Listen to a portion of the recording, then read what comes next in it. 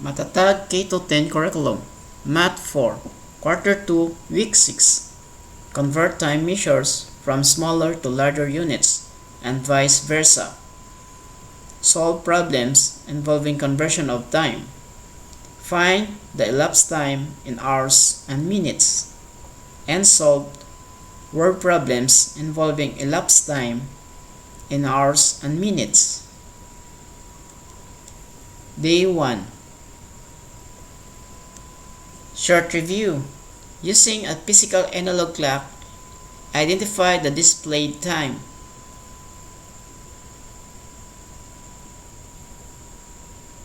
Next,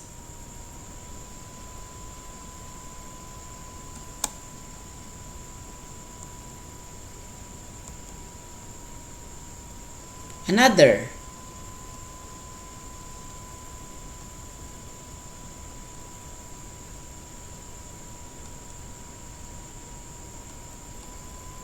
Let's answer this. How many hours are there in one whole day? Answer: 24 hours.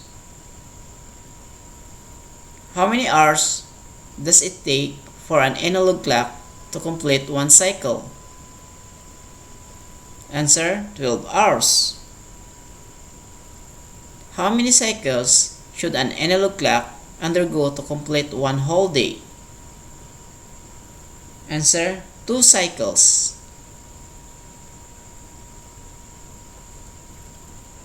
Important concepts.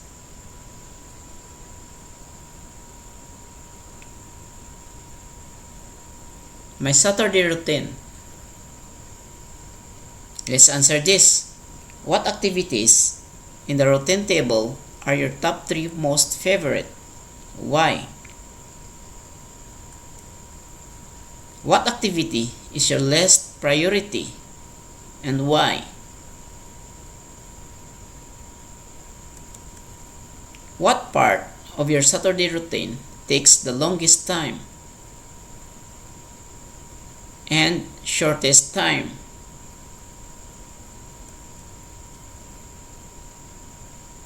Let's answer this. There are blank seconds in 1 minute, 60 seconds in 1 minute. There are blank minutes in 1 hour. The answer is 60 minutes. There are blank hours in 1 day. 24 hours in 1 day. There are blank days in 1 week. Answer: 7 days. There are blank weeks in 1 month. 4 weeks in 1 month. There are blank months in 1 year. The answer is 12 months. Subtopic 1. Conversion of time measures from smaller to larger units and vice versa. Example 1. 2 minutes equals blank seconds. How many seconds are there in 1 minute? 60 seconds. Therefore, how many seconds are there in 2 minutes? 120 seconds. How did you get the correct answer? 2 times 60 seconds equals 120 seconds. Rule: to convert minutes to seconds, multiply the number of minutes by 60. 2 minutes equals 120 seconds. Example 2. 3 weeks equals blank days. How many days are there in 1 week? 7 days. Therefore, how many days are there in 3 weeks? 21 days. How did you get the correct answer? 3 times 7 days equals 21 days. Rule: to convert weeks to days, multiply the number of weeks by 7. 3 weeks equals 21 days. Example 3. 12 hours equals minutes.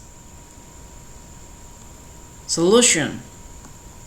Since there are 60 minutes in 1 hour, 12 times 60 minutes equals 720 minutes. Rule. To convert hours to minutes, multiply the number of hours by 60. Therefore, 12 hours equals 720 minutes. Example 4. 13 days equals blank hours. Solution. Since there are 24 hours in one day, 13 times 24 hours equals 312 hours. Rule. To convert days to hours, multiply the number of days by 24. So, 13 days equals 312 hours. Example 5. 3 months equals blank weeks. Solution. Since there are around 4 weeks in 1 month, 3 times 4 weeks equals 12 months. Rule. To convert months to weeks, multiply the number of months by 4. So 3 months equals 12 weeks. Example 6. 20 years equals blank months. Solution. Since there are 12 months in 1 year, 20 times 12 equals 240 months. Rule. To convert years to months, multiply the number of years by 12. So the answer, 240 months. What operation is used in converting larger units to smaller units? Multiplication. Multi-step conversion. There are times when unit conversions involves multiple steps. In this case, this process can be utilized. Example, convert 6 days to minutes. How many minutes are there in 6 days? Solution. First step, convert 6 days to hours. 6 times 24 hours equals 144 hours.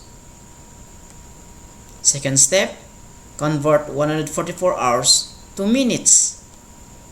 155 times 60 minutes equals 8,640 minutes. Answer, 6 days equals 8,640 minutes.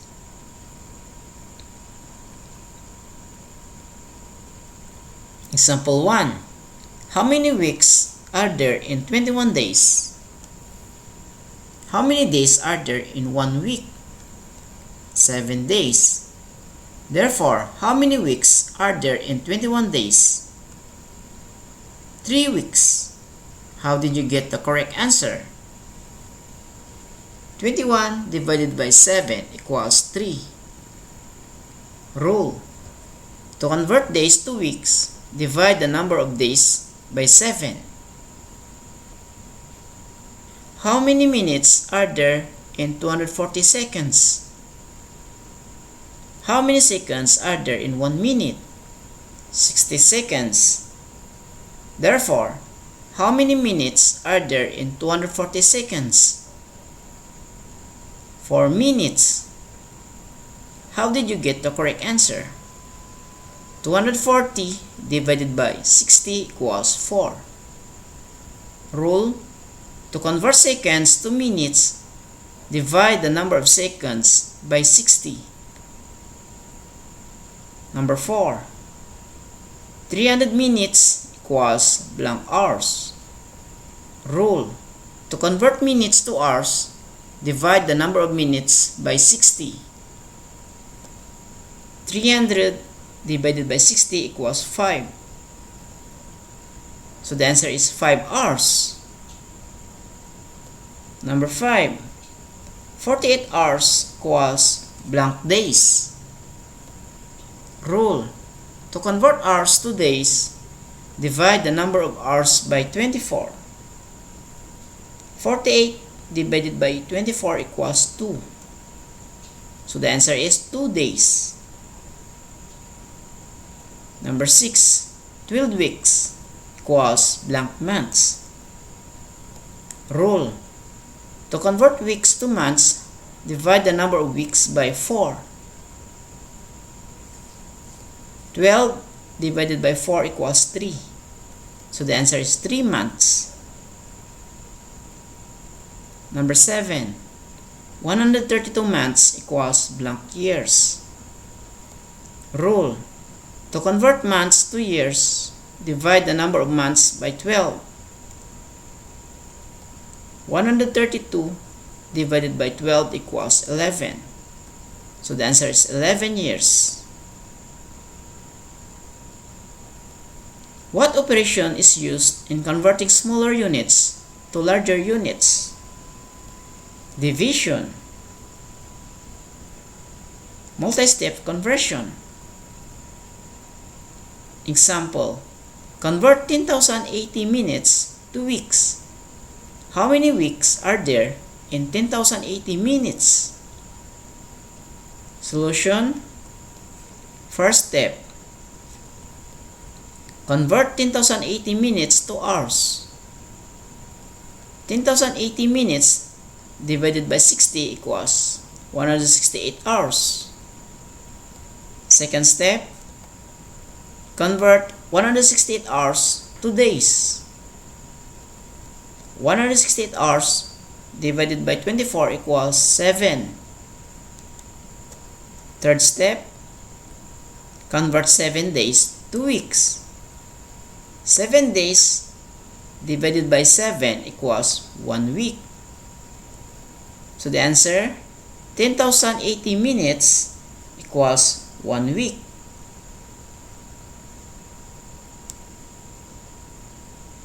Convert the following larger units to smaller units. Number 1. 5 months equals 20 weeks. Number 2. 23 minutes equals 1,380 seconds. Number 3. 22 days equals 528 hours. Number 4. 52 weeks equals 364 days. And number 5. 38 years equals 456 months. Convert the following smaller units to larger units. Number 1. 98 days equals 14 weeks. Number 2. 480 minutes equals 8 hours. Number 3. 156 months equals 13 years. And number 4. 1,860 seconds equals 31 minutes. And number 5. 1,320 hours equals 55 days. Convert the following. Show necessary solutions. Number 1. 1,512 hours equals 9 weeks. Number 2. 2 weeks equals 20,160 minutes. Number 3. 17,280 minutes equals 12 days. Number 4. 8 days equals 691,200 seconds. Number 5. 2 years equals 730 days. Day 2. Subtopic 2. Word problems on conversion of time measures. Tudor visited his grandparents' house for a 9-week vacation. How many days was he on vacation? What is asked in the problem? The number of days Tudor was on vacation. What are the important details to remember? Tudor's vacation lasted 9 weeks. 1 week equals 7 days. What does the conversion entail? Larger to smaller units or vice versa? It entails converting from a larger unit to a smaller unit. Solution: 9 weeks equals blank days. 9 times 7 equals 63 days. Therefore, Tudor spent 63 days in his grandparents' house. Read and analyze these word problems. Show necessary solutions.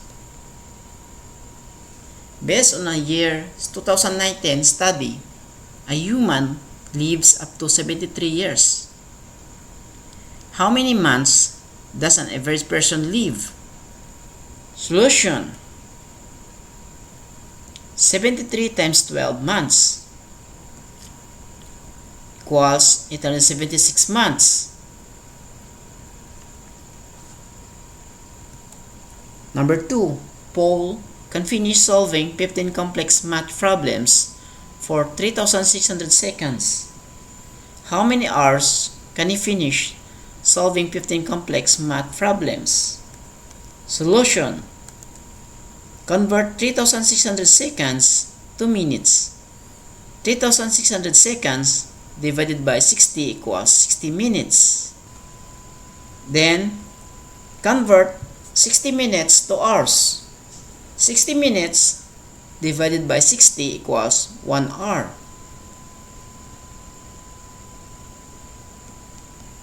Number 3. Rafa can run 2 kilometers in 20 minutes. Theon can run the same distance in 1,140 seconds. Who runs faster? Solution: Option 1. Convert unit of time to seconds. Rafa, 2 kilometers in 20 minutes. 20 times 60 seconds equals 1,200 seconds. Theon, 2 kilometers in 1,140 seconds. 1,200 is greater than 1,140. Therefore, Theon runs faster than Rafa. Option 2. Convert unit of time to minutes. Rafa, 2 kilometers in 20 minutes. Theon, 2 kilometers in 1,140 seconds. 1,140 divided by 60 equals 19 minutes. 20 is greater than 19. Therefore, Theon runs faster than Rafa. Answer the word problem with their partners using think, pair, share.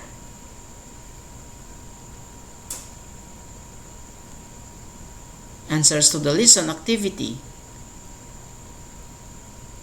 Number 1, 3 hours. Number 2, 20 weeks. Number 3, 2,100 minutes. Day 3. Subtopic 3. Elapsed time in hours and minutes. Let's answer this. Let us complete the table. To get the duration, we have to compute the total amount of time passed from the time you left home to the time you reach the school. Let us try this. And 6:30 to 7 o'clock, 30 minutes. And 7 o'clock to 7:15, 15 minutes. So 30 plus 15 equals 45 minutes. came. 6:05 to 7 o'clock, 55 minutes. And 7 o'clock to 7:01, 1 minute. So 55 plus 1 equals 56 minutes.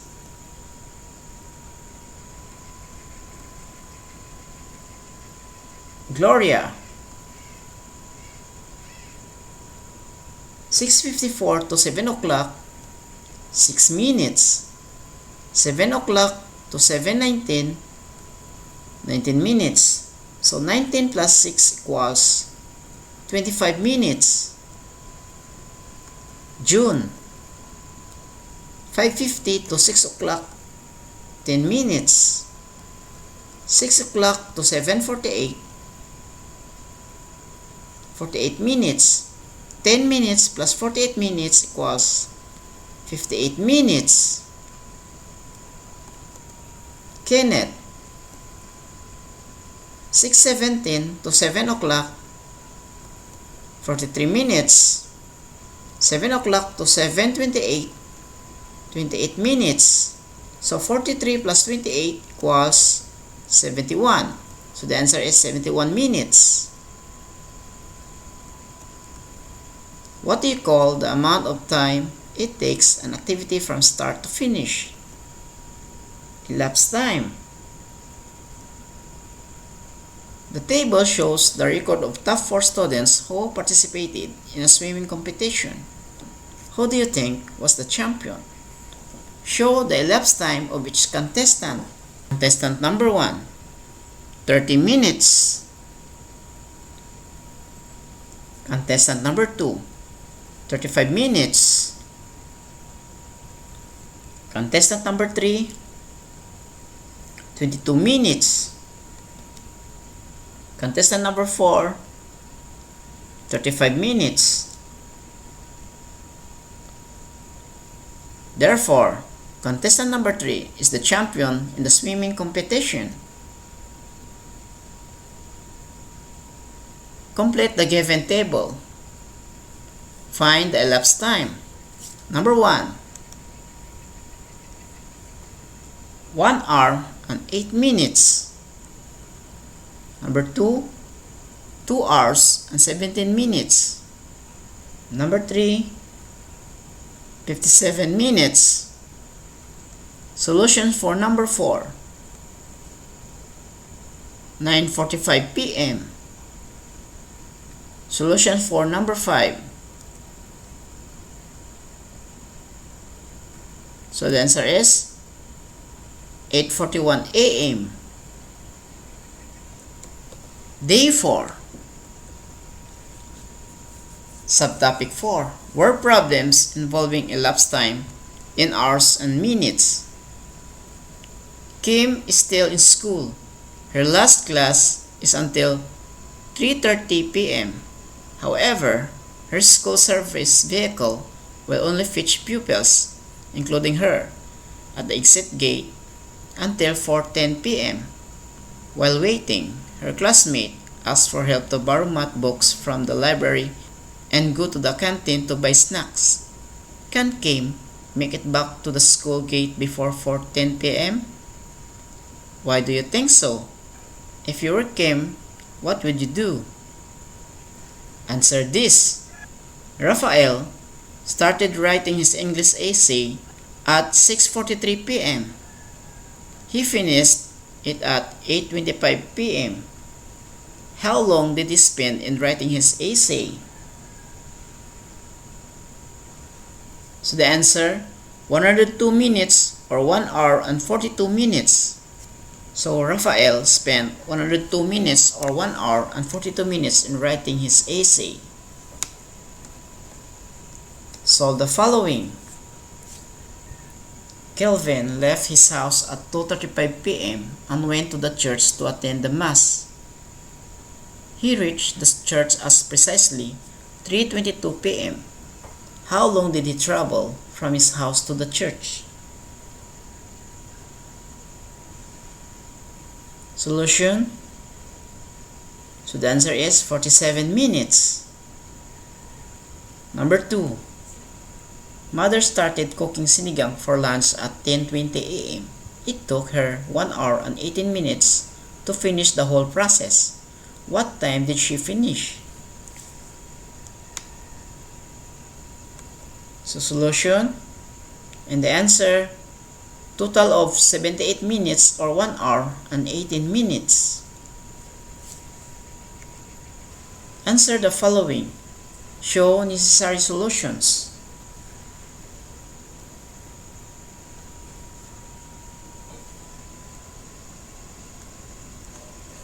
That's all for now. Thanks for watching.